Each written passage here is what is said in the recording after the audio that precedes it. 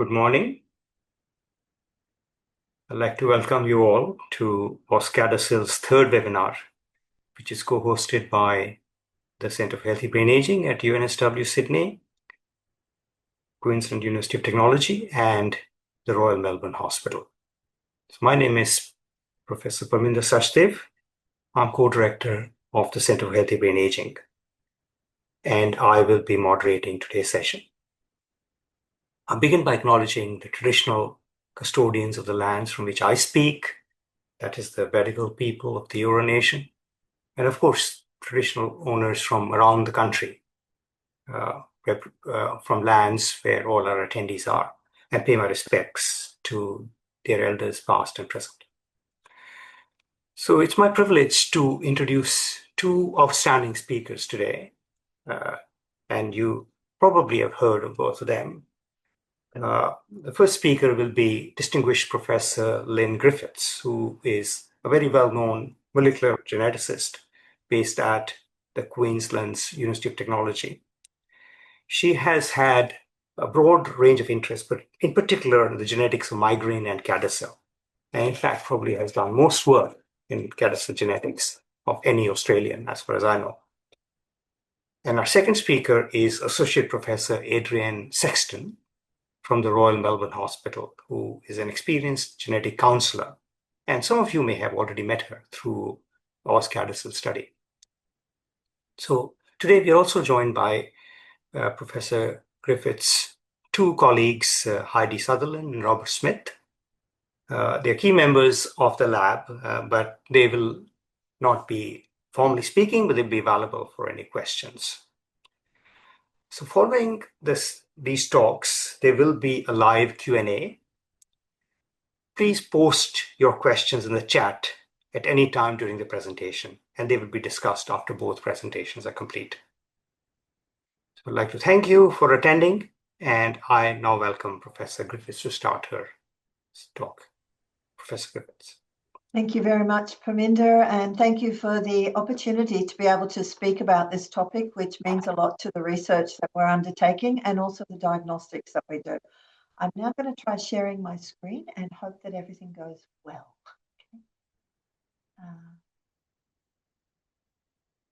So just want to check that everyone can see that. Yes, good, okay. Yes. Excellent. Thank you very much. So, as mentioned by Perminder, we come from QUT, and I've had a research interest in the molecular genetics of, neurogenetic disorders for quite some time, including CADASIL genetics for some time. So we come from the Genomics Research Centre at QUT, and Dr. Heidi Sutherland and Dr. Robert Smith, who are with me today, are both senior researchers that are undertaking two aspects, a research component and also a diagnostics component of our interest in CADASIL. So I'm going to tell you a little bit about our background.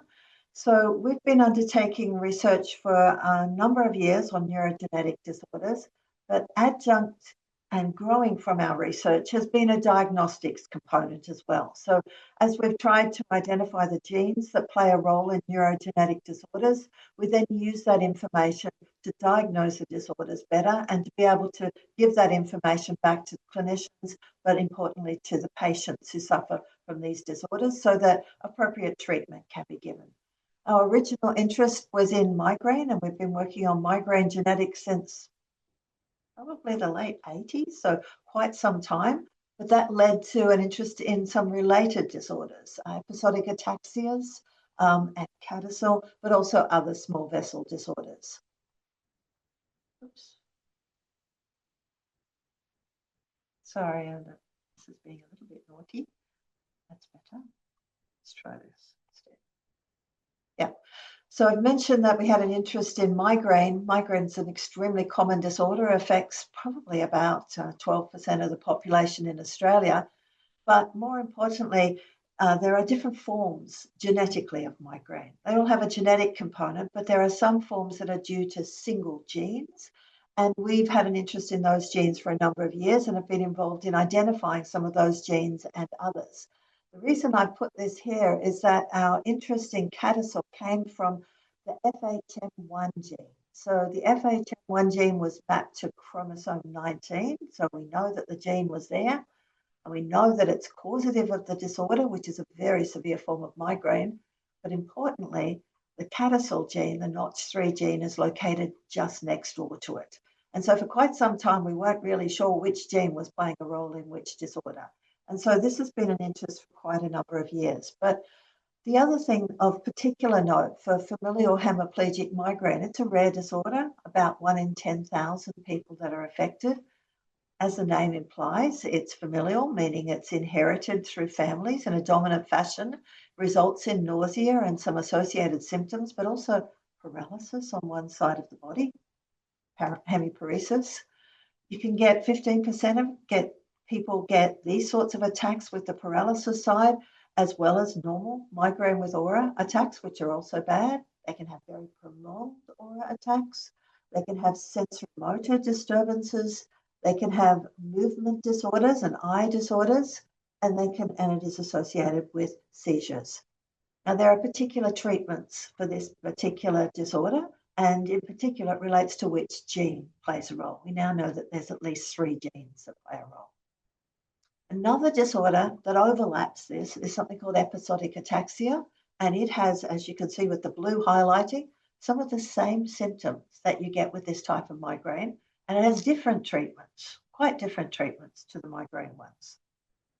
And lastly, and the reason that I brought this up, is that similarly, CADASIL patients display the same symptoms.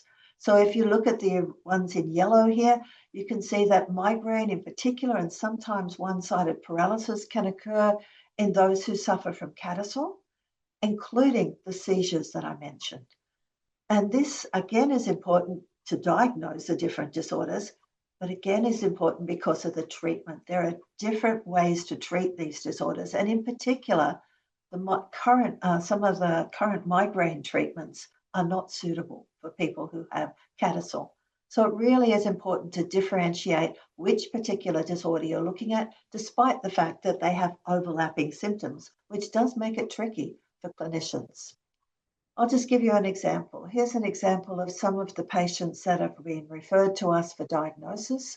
So in the first one, case 2 up there, we've got a patient that was referred for CADASIL gene screening. But in actual fact, it was not a patient that had CADASIL. It was a patient that had a causative mutation in what's called the CACNA1A gene, which causes familial hemiplegic migraine. Different disorder, different treatment. And then look at the bottom one, you'll see that here we've got a case of 2 brothers who are referred to us for FHM testing, which the clinician thought they had, but in actual fact, they both had a mutation in the Notch3 gene, which is definitive for CADASIL. So you can see here that for clinicians, it's quite often difficult to determine which particular disorder you're looking at when you're trying to diagnose a patient. And this has led to quite a number of problems and sometimes delays in diagnosing the particular disorder, but diagnosing the appropriate treatment for a patient. So that just leads us to a little bit about, well, what is CADASIL? I mentioned the Notch3 gene. So CADASIL is a disorder with quite a long name, so cerebral autosomal dominant arteriopathy with subcortical infarcts and leukoencephalopathy. Definitely easier to say it as CADASIL. Probably the point that I'll mention, though, in the name of it is autosomal dominant. So it is a dominantly inherited disorder, meaning that if a particular parent has the disorder, then 50% of their children, each child will have a 50% chance of inheriting that disorder. So it's inherited in a dominant fashion. You only need 1 copy of the defective gene to actually inherit the disorder. And as I've mentioned, it leads to a variety of symptoms, often starts with severe migraine, but it can lead to cognitive impairment and dementia, also strokes and visible white matter lesions. But it is caused by mutations, that is variations, genetic variations in a specific gene called the Notch3 gene. CADASIL fits under a group of disorders called small vessel disease. And these are disorders where damage occurs to the smaller blood vessels in the brain.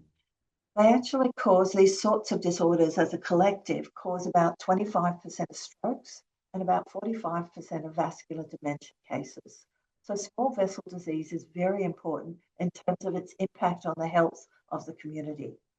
One of the biggest risk factors for these types of diseases is age, but other factors also play a role, including lifestyle, environmental exposures, but also genetic causes too. So genetic small vessel disease is where you have not just something that's caused by age or something that might be caused by immunological issues or something that might be caused in relation to Alzheimer's. It's where you actually have an inherited genetic defect that is inherited through a family and results in small vessel disease. And looking at those, about just under 1 in 1,000, so it's not a huge amount, but it does cause a number of disorders in families. It's what's called monogenic, meaning there's a single gene that's involved, and so there'd be a single mutation point that would be inherited through the family. And often you find that these genetic causes of small vessel disease tend to have an earlier age of onset and more severe symptoms. So knowing how the genetics work in this can actually help define the types of small vessel disease that that particular family might have, and also what might be appropriate for treatment. So looking at this, as I've indicated, the type 3 form, the inherited form, is quite a significant contributor to small vessel disease and often more severe, but the most common inherited form is CADASIL. So CADASIL is, as I've said, the most common. It's still relatively rare, about 2 to 5 people per 100,000 people. And as I've mentioned, it's caused by mutations in the Notch3 gene. If you look at the range of symptoms, and there are different symptoms and different severity in different individuals and families, but usually the symptoms here you can see in the slide that I'm showing now, that majority of people suffer from some kind of migraine. Usually it's quite severe migraine. It's termed migraine with aura, meaning they'll quite often have visual disturbances or other disturbances such as speech defects or feeling sensory type defects as well. And quite often this is the first symptom that you'll find in CADASIL patients. Not all, because there's differences in severity and there's differences in clinical presentation. As mentioned, there's also often you can detect through appropriate imaging white matter abnormalities. There can be subcortical ischemic events. These things can also, as it progresses, have an effect on executive function, can result in some psychiatric disturbances, some movement disturbances, and also some dementia down the track as well. So as you can see, there's a progression of symptoms over the years, and they often present differently from one individual to the next. But you can see from this slide here what are the most common symptoms that you'll tend to find with the disorder. I was going to hand to Heidi here just to show you that we're part of a team. So Heidi knows a little bit about the actual pathophysiology. And so I'll just hand to her for a few minutes. If you could try unmuting yourself, and I'll do the driving, Heidi. Okay. So yeah, this picture is just really to show what's going on in the small blood vessels in small vessel diseases. So this as well, of course, includes CADASIL. So you can see on the bottom half of the slide shows what sort of a healthy small blood vessel should look like. So you have a nice wall of smooth muscle cells that are around the outside of the blood vessel. And there's the cells that are kind of yellowish. They're called the periocytes. So there's cells that sort of help support those smooth muscle cells around the vessel walls. And the endothelial cells that actually line the vessel walls. And in the case of CADASIL, then you start getting a little bit of breakdown of that sort of structure. So I'll talk a bit more later that Notch3 actually helps cells to stay healthy and to differentiate into the right cell types and to maintain healthiness. So that's why you get that if you have interference of the signaling pathways that Notch3 is involved in, then you get that breakdown. So there's kind of buildup of some material called the granulo-osmophilic material, or GOM, you might have heard of. And then you start getting leaky blood vessels and loss of the supporting cells around the blood vessels. And that's where you start getting the symptoms of early sort of stroke and blood vessel leakage. So as Lynn said, the Notch3's gene's on chromosome 19. And the gene encodes a protein called Notch3, which sits on the membranes of cells.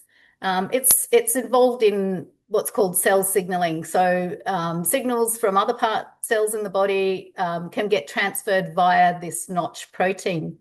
In the top half of the slide, you can see Notch is the kind of protein sitting on the membrane of the bottom cell, and it binds to a signal from another cell, and that switches on a program of gene expression and proteins production, which helps cells grow and survive. So actually, when it gets switched on, it gets cut at one place, and that smaller bit goes into the nucleus and turns on those cells. As I said, it's Notch3 in particular is very important in smooth muscle cell development and maintenance, the ones that line the blood vessels. So that's where, if you have mutations in the gene, you see the problems. I think I'll just jump in there Yes. too. I think the thing that's really relevant here too is if people have CADASIL, the most important thing is that little bit down the bottom there, which says the Notch3 EGF repeats 1 to 34. And this is the area where you find the Notch3 mutations that actually result in CADASIL. Go back to you if you've got anything else to add there, Heidi. No, that's fine. Yeah, so you can see the protein is made up of different sort of sections. And yeah, in the case of CADASIL, most of those mutations, so you can see in the bottom part of the slide, part B, it shows in purple the 1 to 34 of these little repeats that there are in the protein. Most of the mutations occur in those early repeats. So you can see that by the blue dots that are kind of showing all the different mutations that have been found in CADASIL patients. So yeah, maybe go to the next slide. And yeah, I might take over here, and then Yes. I'll throw to Rob in a minute. So almost all the variants that cause CADASIL have some characteristics that are similar. And as Heidi was just saying there, most of them are located in the 34 EGFRs, those regions where there are repeats, and that's a really important part of the gene. And so if you have a mutation in there, it doesn't act normally. And the main reason is when those mutations occur, it can affect the amino acid structure of the protein. And so the protein, which is Notch3, doesn't work normally. So it normally has 6 cysteines that bond to each other in pairs and cause the protein to fold the right way. But if you unfortunately have a mutation there, it doesn't fold the right way. And so if you add or remove one of these, it will fold into the wrong shape and it won't be a normal thing. So I'm going to throw to Rob here. So what do these sorts of mutations actually do? So Rob Smith, who I think is that? Yes, I am. Hello. Oh, yeah. Okay, good. I couldn't see you there. So just looking at this, Rob is in charge of the diagnostics we do for all of the neurogenetic disorders across Australia, but in particular, we'll focus now on the CADASIL one. So I'll just throw to you for a couple of slides, Rob. Okay. So as well as the actual type of mutation, so the loss of the particular amino acid, the position of the mutation actually matters as well. As mentioned, there are 34 of the EGFR repeats. And if the mutation occurs in the first 6 of those repeats, it tends to produce a phenotype which is classical CADASIL, that severe disease with the migraine and the white matter changes leading up to executive dysfunction, possibly dementia as well. But if the mutation occurs in the later EGFR repeats, from 7 onwards, you get a slightly different course of disease. And the symptoms can be milder with a slower progression, although this is not always the case. And we can see that on the figure to the right-hand side, where we can see at the top the percentage of people with the different mutations who are free of stroke at particular ages. And at the beginning, there's not too much of a difference, but over time, you can see the red line, which is the later mutations. You get a slightly fewer proportion of people who've actually had a stroke. And as you can see, by the age of about 75, nearly everyone with an early stage mutation has had a stroke, but there's still maybe about a fifth of the people by the age of 80 with the late stage mutations who haven't. However, though there's still a large proportion of those people who have had one. And the second one of those is survival. So those are the people who live and die. And at least in this study, we see that there is a fairly marked difference here, that early stage mutations, they die off much more rapidly. People with later stage mutations, although many of them do die, there is still a very significant proportion of them alive when that study terminated at the age of 80. Okay, so yeah, you can continue there, Rob.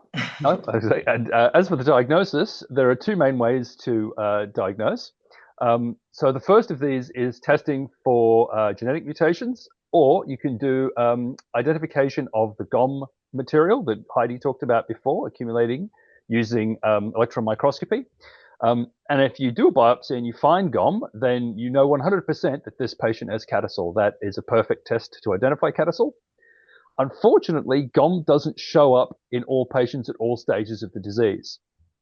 So it may also be a location-specific thing, depending on which skin piece you take. Not everybody who has CADASIL will show a positive biopsy. So genetic testing is the superior option, because you can test people in a family who have no symptoms of disease yet, and you can also rule people out. So if you know what the disease mutation in the family is, and you check other members of the family and that mutation is absent, then you know they don't have CADASIL and they won't ever get it. Okay, I'll take over now. Thank you both, Heidi and Rob. And I was just really showing you that a lot of this work doesn't involve just an individual, it involves a team of various expertise. So we get a number of samples. And in fact, we've been doing CADASIL testing since early 2000s. And most of the samples from Australia and New Zealand will come to us for diagnosis. However, the majority of patients who are suspected of having CADASIL do not have a disease-causing mutation in Notch3. Now, we've just said that the cause of CADASIL is Notch3, okay? And we've also said that the definitive way to diagnose it is via using genetic testing. So what does this mean? And in fact, only about 30% of the people that we receive that are suspected of having CADASIL actually have a mutation in that gene. Well, their answer is twofold. It could be that they don't have CADASIL, but they have something with overlapping symptoms. And this is because there is a significant clinical spectrum of symptoms associated with the presentation of CADASIL, but there are also related disorders that have the same symptoms and overlapping symptoms. I gave you an example of a very severe type of migraine, which presents very similarly to CADASIL in the early stages too. So it could be that it's a different disorder, it's not CADASIL, and there's another gene involved. But it could also be that there are other genes that play a role in causing CADASIL, and we haven't identified those yet. So we're currently in the process of looking at both of those aspects in our research to try and identify, are there other genes that play a role in the presentation of suspected CADASIL? And are there ones that actually cause a CADASIL type phenotype, but are not Notch3? So looking at that, there are some other genes that have quite a significant overlap of symptoms. So it's, as I've mentioned, CADASIL is the most common genetic cause of small vessel disease, but there are other genes that play a role in causing small vessel disease. And quite often the symptoms are very similar to CADASIL and can be mistaken for it.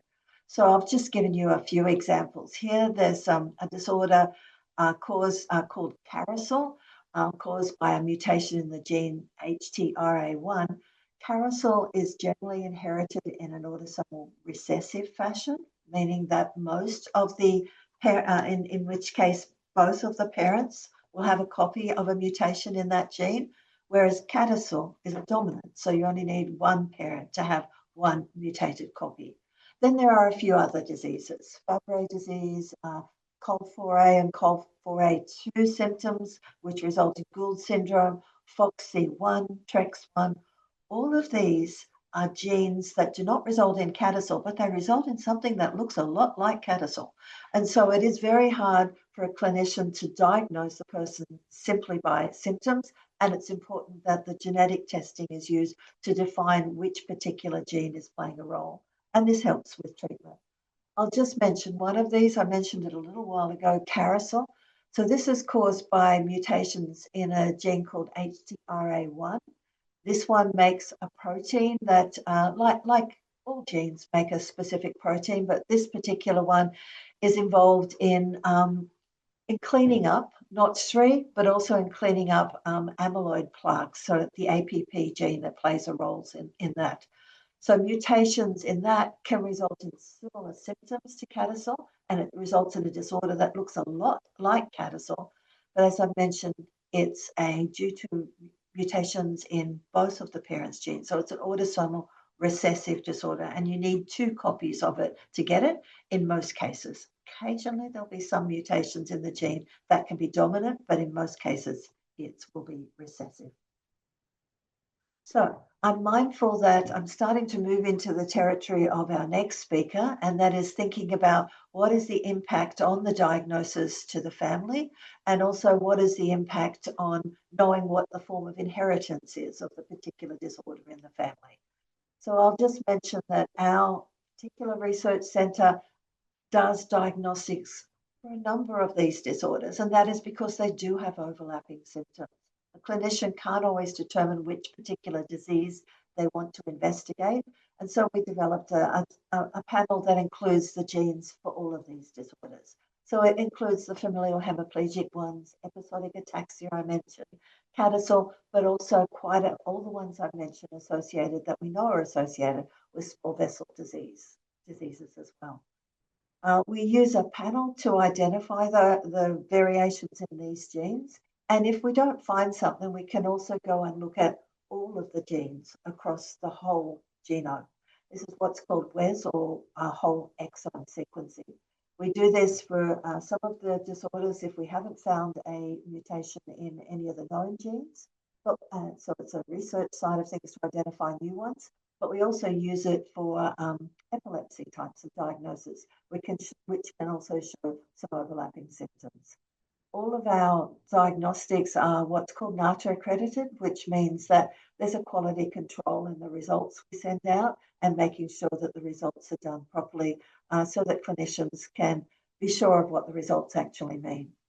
To date, we would have tested over 2,500 patients. I think it's actually up to about 2,800 now.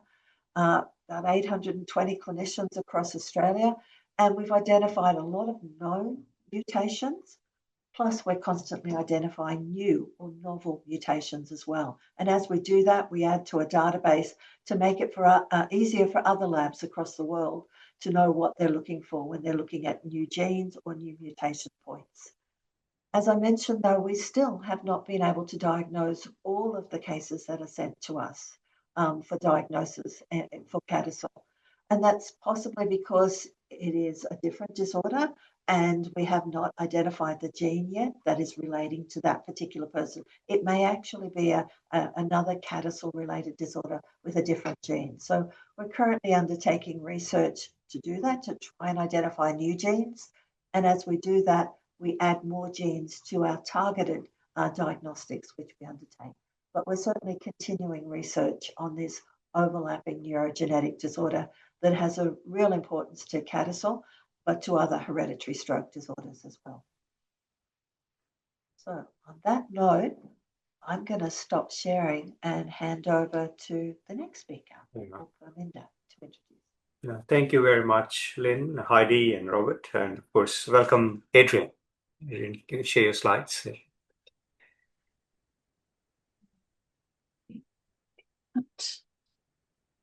Can you see that now? Yes. Yes. Thank you. So, hi everyone. Thanks for coming along to the webinar today. My name's Adrienne. I'm going to follow on from Lynn's talk by giving you a brief overview about genetic counselling. I work at the Royal Melbourne Hospital and at the Epworth Freemasons in Melbourne. You might be wondering what exactly is genetic counselling. It's really just a counselling process that is about genetic conditions and what it means for people and their families.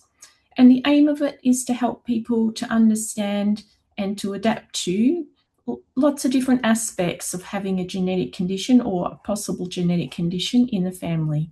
And that can be the medical, psychological, familial, and sometimes family planning type implications of thinking about genetics. So in genetic counselling, we aim to help people with their own decisions about whether genetic testing is right for them, and sometimes about the timing of that. And we help people to think about what the results might mean for them and their families to best be able to prepare for that and to adjust to whatever the results might be. We try to link all that with gaining an understanding of what extra support might be helpful for people or their relatives, and by giving people really lots of opportunities to ask questions about their DNA results. Often we are looking at the details of the family tree and the family history to see how likely is it that it could be a CADASIL gene or perhaps another condition with a genetic cause. And if the person does have a genetic result showing CADASIL or another condition, what's the likelihood of developing symptoms at particular ages in their future? And so that leads on to recommendations for follow-up. Sometimes people don't want to be in the medical system. If they've learned about a genetic result, they might think, well, I'll just come back when I need to. And sometimes people find it comforting to know that they're linked in with regular, yearly or more frequent medical follow-up. And we do focus quite a bit on helping to talk with relatives about genetics, which I'll come back to later. Sometimes people do wonder, why would people want genetic testing for a neurological condition like CADASIL if there's no prevention or treatment that will currently cure the condition or stop it from happening? And people wonder this for other types of genetic conditions as well, which is why I'm just drawing on some results from a study that we've been doing with people who've got young onset dementia in their families. And in this study, we asked people about what genetics meant to them and why they were thinking about genetic testing. And a really common theme that came out was that people do often view genetics as a piece of the puzzle. And that can be part of the puzzle of working out what's going on for them or their relative. Why did it happen? Just having an answer can be psychologically important to people, because having a lot of uncertainty about what the diagnosis is often really difficult.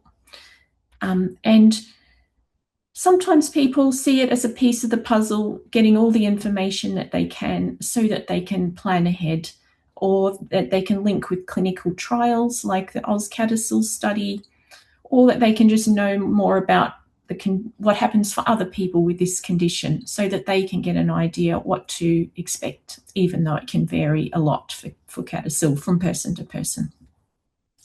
And often people are motivated for finding information for their relatives so that they can be more aware, and they might see knowledge as power. So having more information means they've got more options for the future. It is, of course, complicated. So even though those are some reasons why people see it as useful, it does come with lots of conflicting feelings, including worry for relatives, lots of uncertainty about what will happen in the future, grief associated with the condition and the effects of the symptoms on people's lives. So it's really difficult for people. At the actual appointments, we often just start by working out what the person's main question is. Sometimes they might come together with their relatives, so we might be finding out what each person thinks in a family, what their main concerns are or motivations for having testing might be. Because the genetic counselling is no good unless it's really person-centred. So we try to focus on what's going to be useful for each person or family, and that can obviously be really different from one family to the next. We do think about consent for having the test by way of explaining really what the types of results are, including that there's possibility of unexpected findings or uncertain findings, and so that people really are clear that it might mean something for their relatives, and that lots of the time genetic testing is done, but it still might not find an answer. So preparing ahead if there's nothing found. Sometimes that can be disappointing because the person might still be left without an explanation for their symptoms or a clear diagnosis. Sometimes people do worry about insurance issues and genetic testing, but in Australia we're pretty well protected in that health insurance cannot ask about insurance, and they can't ask about genetic testing for health insurance. And for life and income insurance, they can only ask if people are taking out quite a large policy over particular thresholds. So most of the time, it's not very relevant for people. They're either not thinking about life and income insurance anyway, or they don't have it, or they've already got it. So mostly it's not as much of an issue as people might be concerned about. We do try to think about what might be helpful in terms of waiting for genetic results, because that can take often several months, and what might be useful for the family. So looking a bit at the bigger picture for what's going on for that person or their family. As part of the genetic counselling process, we're thinking about that.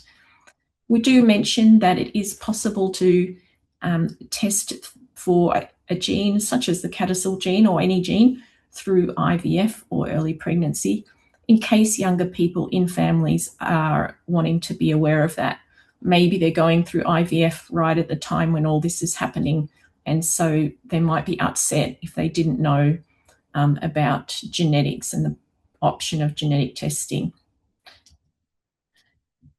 The referrals and links to on follow-up can be helpful. Often in genetics clinics, we do work together with neurologists and clinical geneticists and genetic counsellors and lab scientists. So we all sort of work together as a team, as Lynn mentioned, to try and have the best healthcare for people with CADASIL and their families.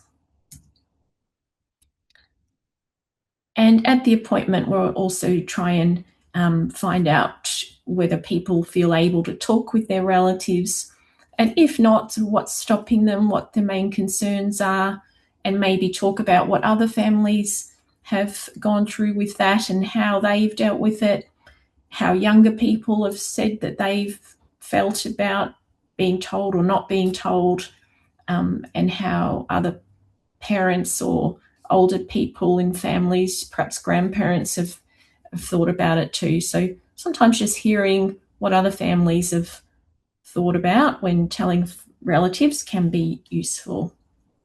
We obviously do talk about telling younger children and ways to do that, little bits at a time. So some challenging counselling issues with CADASIL, you probably all can imagine, or you're aware of yourselves through your own experience, is that there can be really different views about genetic testing in families. One person might think that I definitely don't want to know about genetics, and another person might really feel strongly that they would rather know. Predictive testing is when the gene has been pinpointed in the family, and then other relatives who don't have CADASIL symptoms want to have a yes or no test, don't I have that gene problem, to find out if they're likely to get CADASIL in the future. And that's a really challenging decision to make, and the timing of that can be important. And So that the counselling for that is really important, and we usually do minimum 2 pre-test appointments for that, and then another appointment for the results. There can be really different emotions when brothers and sisters are having tests at the same time and getting different results. So we try to help people think about that ahead. Lots of families do try to avoid talking about it because they don't want to upset each other. So everyone's sort of worried about it in their own way, but maybe they don't want to mention it to mum or to their sister because they're worried about upsetting them. So sometimes genetic counselling can help people to be able to start those conversations. I should mention that genetic counsellors do all this counselling by drawing on their training, which is a 2-year postgraduate master's, half genetics, half counselling skills. And we draw on lots of different strategies and models, like stress and coping models, family systems theory, for example, and models about how people make decisions and what can help to do that. So sort of lots of counselling skills in the background there to be able to work together with people. I thought I'd just pop these slides in quickly because sometimes people are wondering, how does it work with testing through IVF? Obviously, I should say it's really personal and difficult choices to have testing in IVF or early pregnancy. So we just tell people that the options are there in a really non-judgmental way, and then support them to get more information about it if they choose to.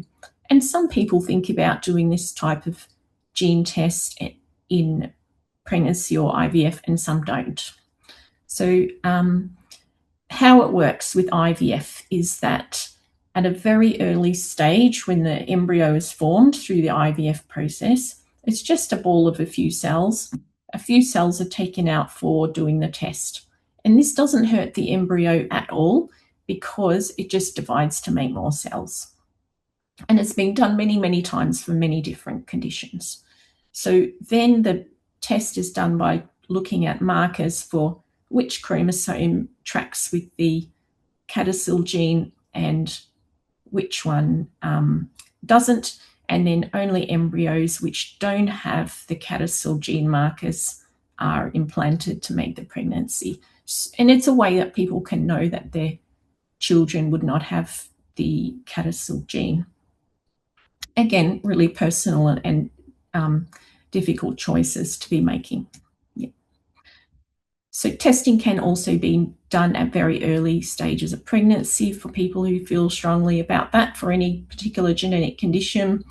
It involves testing cells from the placenta or from the amniotic fluid. So I'll tell you what some people say about genetic counselling for CADASIL and other similar conditions. They do find that it's confronting to think about. They're a bit worried about what it's going to be like, but then when they go, they feel a bit relieved because they've been able to start talking about it as a family. And it gives them the choices about whether to go ahead with testing or not. This person said, we felt that we mattered, we weren't hurried, and we're listened to. Everything's been really clearly explained to us, and we felt that at any stage we could say, no, thank you.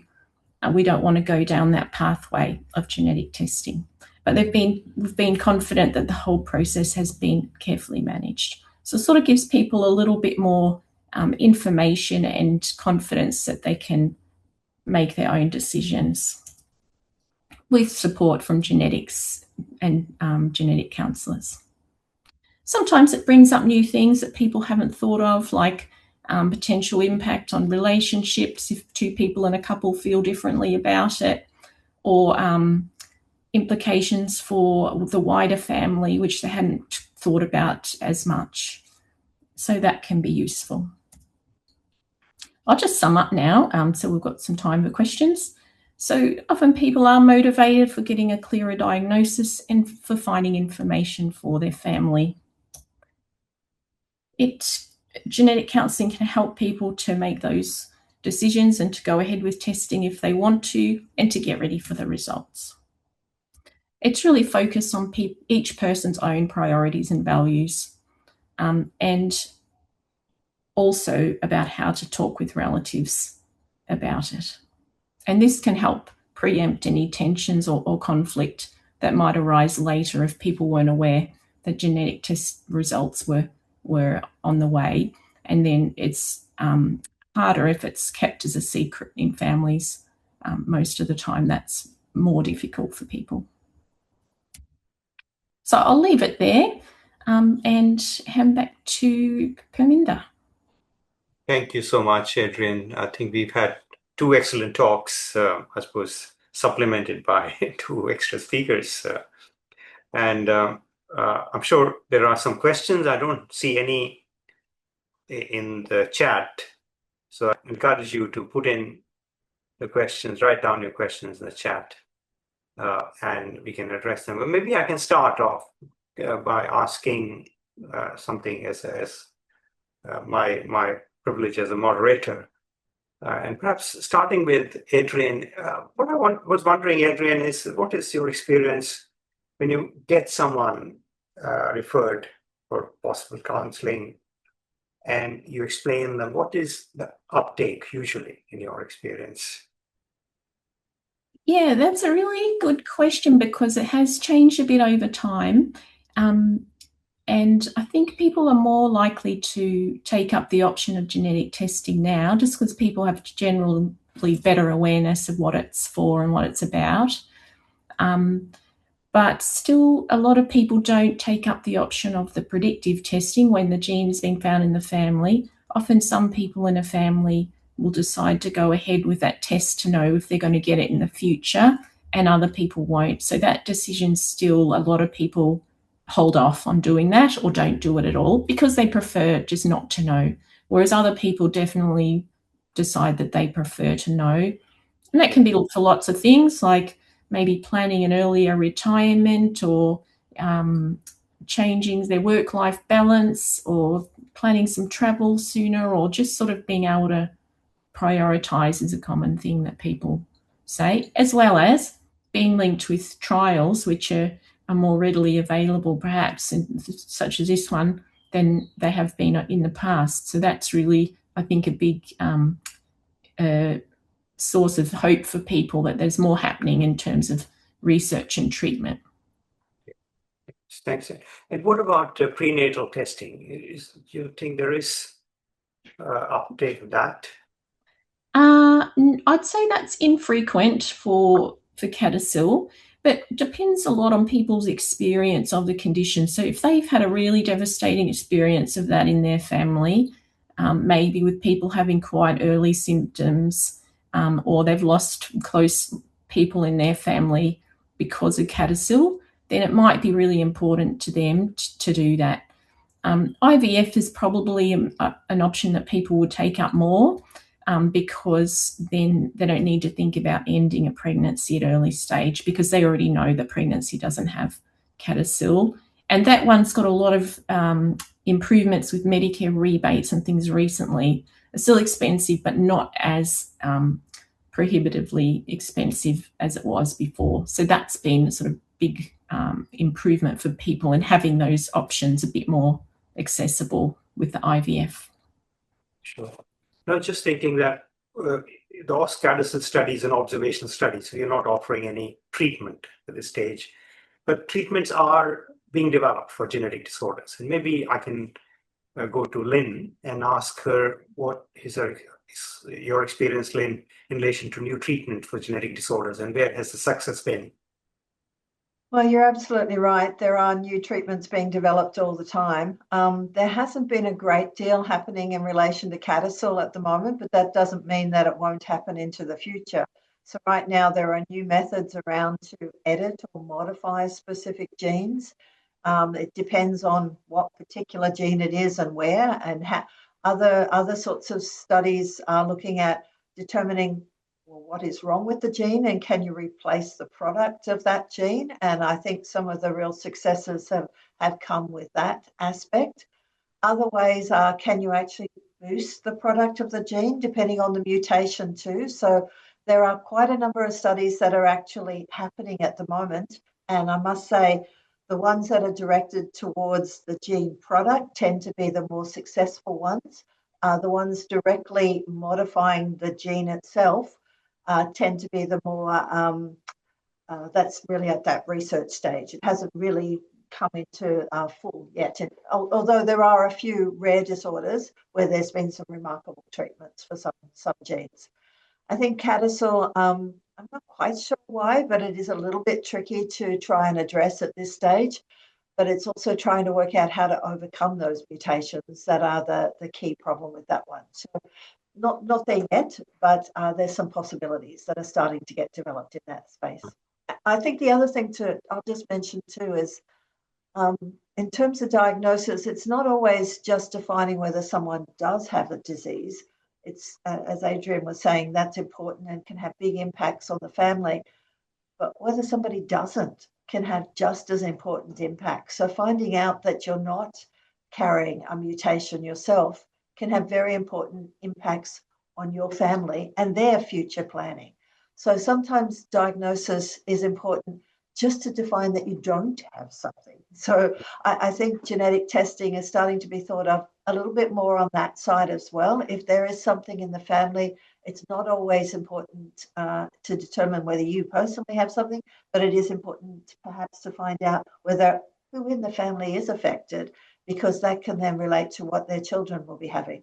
The other thing is that I mentioned earlier, because there's some overlap with a number of symptoms with similar related disorders, there's different treatments for them, and some of them are contraindicated. So diagnosis is important to determine if there is a disorder in the family, which particular disorder it is, so that the right treatment is given, and no incorrect ones are actually given to. Yeah, no, that's very important. I fully agree. And I was also thinking that perhaps one of the limitations we have with CADASIL is that we don't have a good animal model, although some have been suggested, but they're really not really perfect models. And that's why testing new treatments is more challenging. That's exactly right. So it's a matter of having to use cellular models, and cellular models are nowhere near as good at trying to determine how effective they are in terms of the changes. We've certainly been looking at some different approaches, and Heidi's been doing some studies to try and look at ways that we can potentially develop new treatments like that. But you're right, there is no simple animal model we can work with on that. But I should be I'll just say that the cell models are getting better because people are now able to make sort of 3D models and things like that, which actually, with the various cells that are involved interacting with each other as they do in the brain. So the cell models are getting better to be able to start testing new treatments and things like that.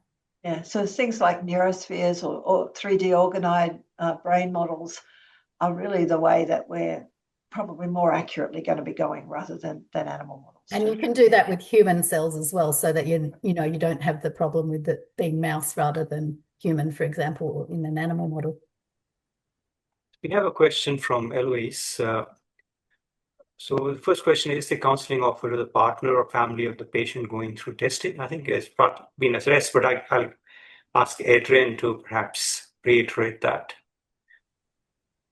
Yes, that is often a really good thing to ask your genetics clinic if any of you are going to genetics, because often partners and families really look at it a bit differently to the person who might be having the main appointments, but it's still equally as challenging, maybe in different ways. They're wondering, how can I support my partner or my family, and how can I manage my own sort of worries and feelings about it? Often people don't want to worry each other, so they try to avoid worrying each other a bit. So it's good to come to appointments together, but also to ask for a separate follow-up call or appointment if you think that will be helpful to you or your family, definitely.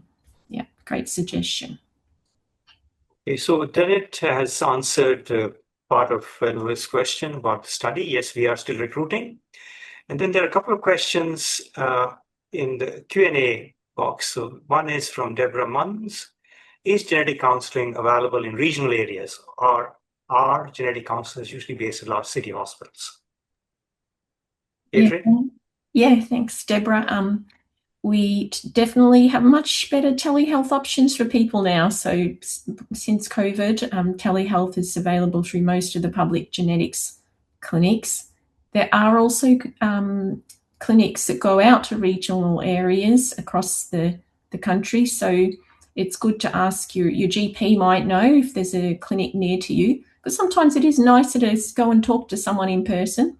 I always find the counselling's a bit easier to do with people when we're face to face, but also telehealth works really well, and it sort of avoids the problems of needing to travel a long way or wait a long time. So yeah, definitely.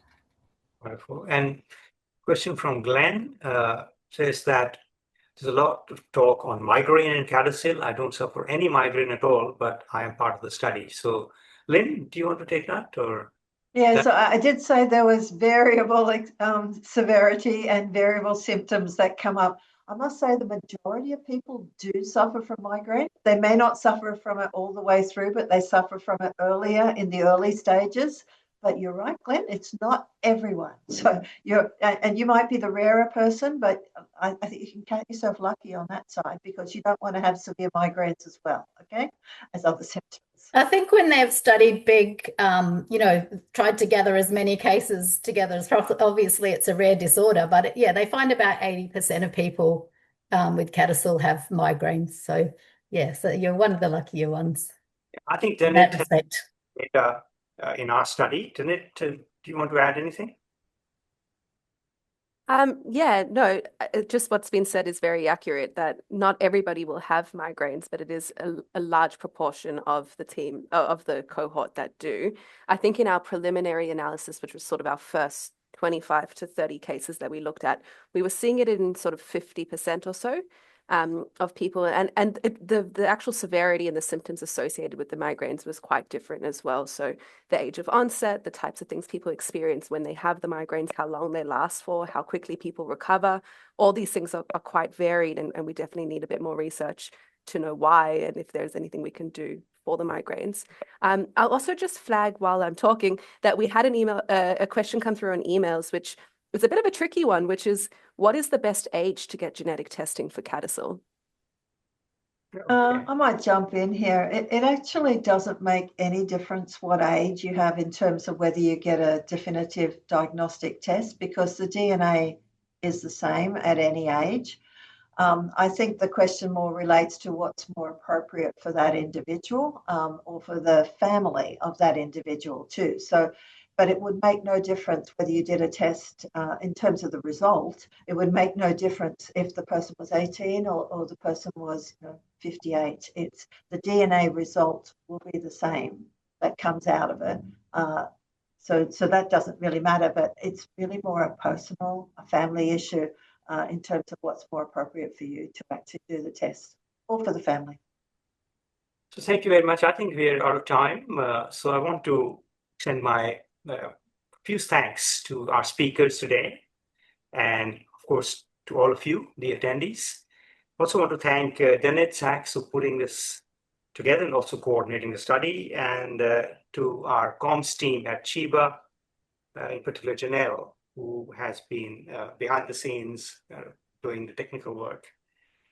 If you missed our previous webinars, these can be found by scanning the QR code on the screen. The first webinar was on what it means to have CADASIL, a diagnosis, and the second focused on cognitive and psychiatric symptoms of CADASIL. We hope to hold more webinars in the future. To be on the mailing list to receive details about these future talks, please email or contact Janet. So details, of course, her email and phone number are also on the screen. So again, thank you very much, and look forward to seeing you again in the future.